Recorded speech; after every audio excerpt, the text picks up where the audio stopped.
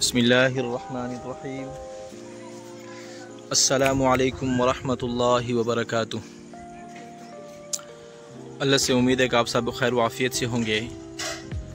आज का हमारा टॉपिक है कि अगर हम ओपन एरिया के अंदर घर बनाते हैं, जब भी अपना प्लंथ बीम भर दें तो प्लंथ को चारों तरफ से प्लस्तर कर दें, अच्छी तरीके से प्लस्तर लगा के प्लस केमिकल भी लगा दें उसके ऊपर। आज भी दोबारा मैं आपको उसके फ़ायदे और नुकसानात भी दिखाऊंगा कि काफ़ी सारे खुले एरियो के अंदर इस तरह का पानी भर जाता है। बारिश के मौसम में ना, जब पानी भरता है तो उसका नुकसान क्या होता है कि वो पानी हमारे बुनियादों तक जा पहुंचता है। बुनियादों तक जब पहुंचता है तो बुनियादों के साइडों पे खड़ा होके पानी बुनियाद के अंदर चूस करता है। पानी बुनियाद के अंदर चूस करता है। उसको कवर इस तरीके से किया जाता है कि साइडों से मट्टी लगाएं। प्लंथ को प्लस्तर करने के बाद फिर साइडों पे हम चारों तरफ से प्लाट को मट्टी लगा दें तो उसका असल फ़ायदा क्या होगा कि हम नुकसानात से बच जाएंगे। हमारा पानी बुनियादों तक नहीं पहुंचेगा।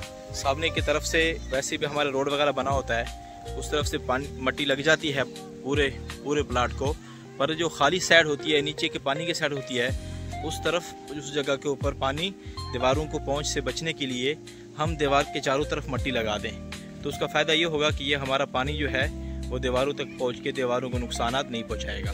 जैसे हमने एक तरफ पे इस तरीके से चबूतरा बन जाता है और गेट की तरफ से भी इस तरीके से मट्टी आ जाती है, तो लिहाजा ये साइडें तो हमारी सेफ़ हो जाती हैं। रोड वाली साइड जैसे हो गई या जिस तरफ चबूतरा बन गया उस तरफ तो किसी किस्म का प्रॉब्लम और मसला नहीं आता ना। प्रॉब्लम और मसला किस साइड से आता है? जिस साइड से हमारे प्लाट्स खाली होते हैं। जैसे ये देख लें, जैसे ये देख लें, चारों तरफ से पानी जो आता है तो पानी इस तरीके से घाट लगाता है, इस तरीके से ये घाट लगाता है। फिर घाट का नुकसान क्या होता है कि हमारी वो एक तो बुनियादें प्लस्तर नहीं हुई होती और प्लस जो है वो पानी भी हमारे दीवारों का अगर टकरा जाता है तो फिर जो हमारा अंदर का जो काम किया हुआ काम होता है तो वो सब का सब जो है वो डैमेज हो जाता है, ख़राब हो जाता है। सारे कच्चे फर्शे भी हमारे कंप्लीट हो गए हैं। सारा मामला जो है वो अच्छी तरीके से हमारा बन गया है। ये तो कंप्लीट घर नहीं है, तो जिस जगह घर कंप्लीट भी होते हैं उन जगहों को भी जब जिस एरिया को मट्टी नहीं लगी हुई होती है, दाएं बाएं से दीवारों का हमारा पानी आकर टच हो जाता है तो फिर वो काफ़ी सारे नुकसानात का हमें सामना करना पड़ता है। हम जब भी बिल्डिंग बनाएं तो बिल्डिंग को बनाते ही फ़ौरन हम प्लंथ को प्लस्तर करें, फ़ौरन प्लंथ को प्लस्तर करें तो फिर ऊपर काम शुरू करें। काफ़ी सारे करते हैं कि बाद ऊपर काम शुरू कर लेते हैं और प्लस साथ में जो है चुनाई ऊपर कर लेते हैं, फर्शे पे डाल लेते हैं, टाइल मार्बल लगा लेते हैं। जब बाद में प्लस्तर के टाइम पे जैसे हम देखते हैं कि ये पूरी एक आलीशान बिल्डिंग बनी हुई है और इसके साथ में एक छोटी सी नदी बह रही है।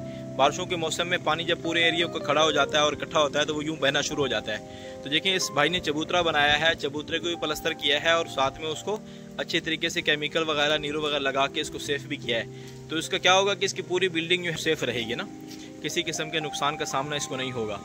और काफ़ी सारे हज़रात जो है वैसे ही छोड़ देते हैं और कुछ लोग जो है वो इस तरीके से कर लेते हैं। कुछ लोग जो है वो सिर्फ मट्टी लगा लेते हैं बुनियादों को ऐसे ही, जैसे मैं आपको दिखा रहा हूँ कि खाली जो है ऊपर से पानी रस रहा है, नीचे से बुनियादों में पानी आ रहा है और कल को नुकसान क्या होगा कि ये पूरी बिल्डिंग एक खस्ता सूरत इख्तियार कर लेगी।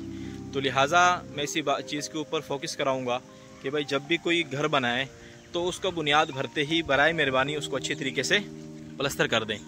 तो उसका फ़ायदा क्या होगा कि इस तरीके से ओपन बिल्डिंग को नुकसान जो होगा उसी तरीके से हमारी बिल्डिंग को नुकसान नहीं होगा। तो इंशाल्लाह आज की हमारी वीडियो यहाँ तक है। बारिश भी बरस रही थी, मेरे कपड़े वगैरह भी सारे गीले हो गए, तो बहरहाल नाज़रीन तक एक अच्छी मालूमात पहुँचाने का जो मामूल जारी किया है उसको इंशाल्लाह हम पहुँचाते रहेंगे और अच्छी से अच्छी मालूमात से हम अपने नाज़रीन को आगाह करते रहेंगे। आज का जो टॉपिक था वो हमारा यहीं तक था। अगर आपने हमारी चैनल को सब्सक्राइब नहीं किया तो बराए मेहरबानी हमारे चैनल अल हाफिज़ ब्लॉग को सब्सक्राइब भी कर दें और साथ में बेल आइकन को भी दबा दें ताकि हमारी नई आने वाली वीडियो आप तक बआसानी पहुंचती रहे। तो आज की वीडियो हमारी यहीं तक थी। अपने भाई हाफिज़ समी को दीजिएगा इजाज़त। इंशाल्लाह दोबारा नई वीडियो के अंदर जल्दी हाज़िर होंगे। अस्सलामु अलैकुम वरहमतुल्लाहि वबरकातुहू।